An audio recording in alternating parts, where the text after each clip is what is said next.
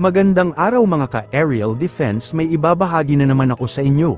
Dahil ngayong araw na ito ay may pag-uusapan tayo tungkol sa ating depensa, military asset ng Pilipinas deploy para bantayan ang Chinese warship. Pero bago tayo magpatuloy, huwag mo muna kalimutan mag-like, share and subscribe.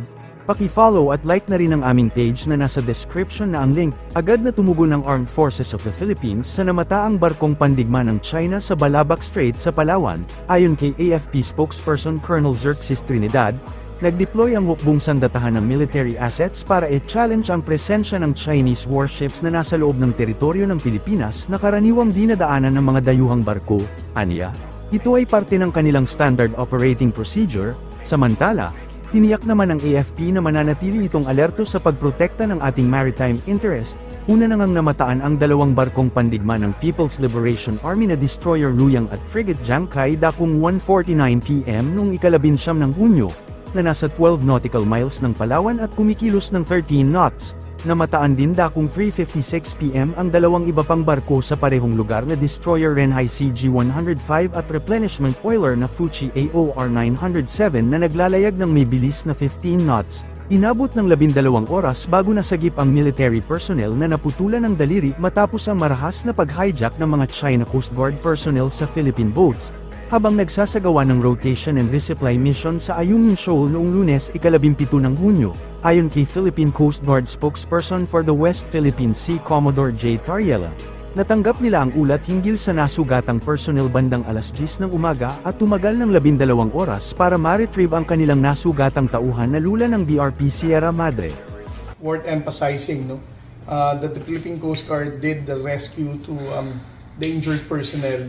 It took us more than 12 hours to retrieve yung mga injured personnel natin on board BRP Sierra Madre. It's because we learned about the injured AFP personnel as early as 10 a.m.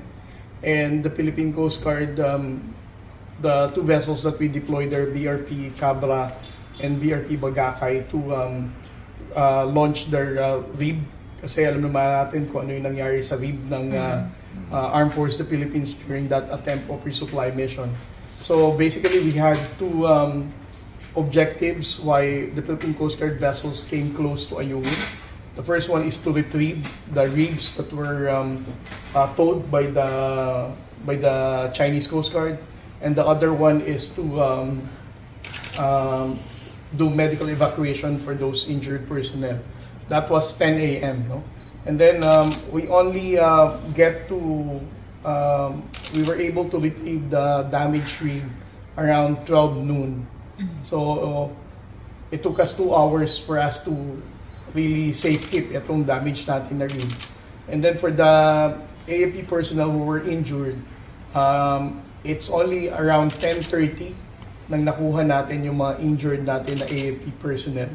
It's because despite of our coordinating efforts to the Chinese Coast Guard to retrieve the injured AFP personnel, we were still subjected to dangerous maneuver and harassment from the Chinese Coast Guard, and not just the Chinese Coast Guard. No? We were also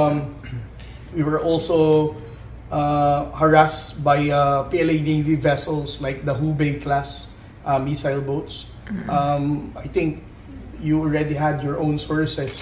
It was already released to the media na ang rubber boat, ang RIB na ginamit natin, was actually harassed by the Chinese Coast Guard RIBs.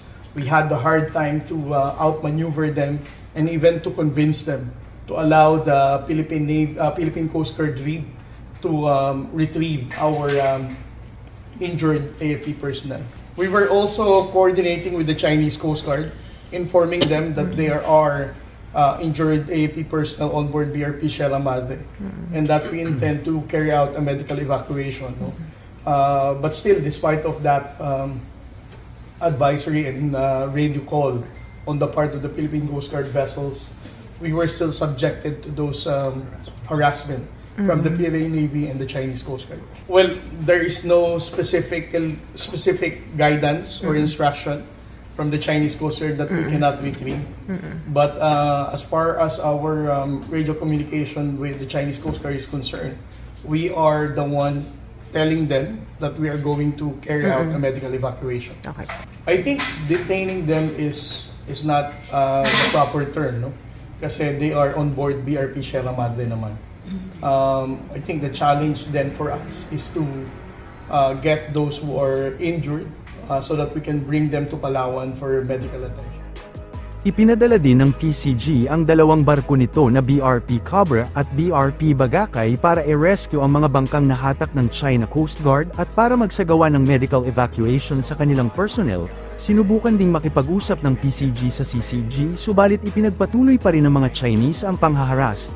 Hindi lamang ng kanilang Coast Guard vessel kundi maging ng mga bangka ng People's Liberation Army, bandang alas 10:30 na ng gabi nang ma-retrieve nila ang nasugatang personnel.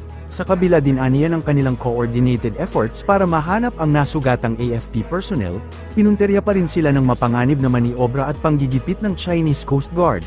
Kung matatandaan, aabot sa 8 crewmen ng Philippine Navy ang nasugatan sa insidente kabilang na ang isang naputulan ng hinlalaki sa pag-atake ng CCG personnel na armado ng bolo, sa layuning harangin ang resupply mission ng Pilipinas sa mga tropang nakaistasyon sa military outpost ng ating bansa na BRP Sierra Madre sa Ayungin Shoal sa West Philippine Sea. Nagsagawa ng port call sa Pilipinas ang commanding ship ng United States Navy 7th Fleet na USS Blue Ridge.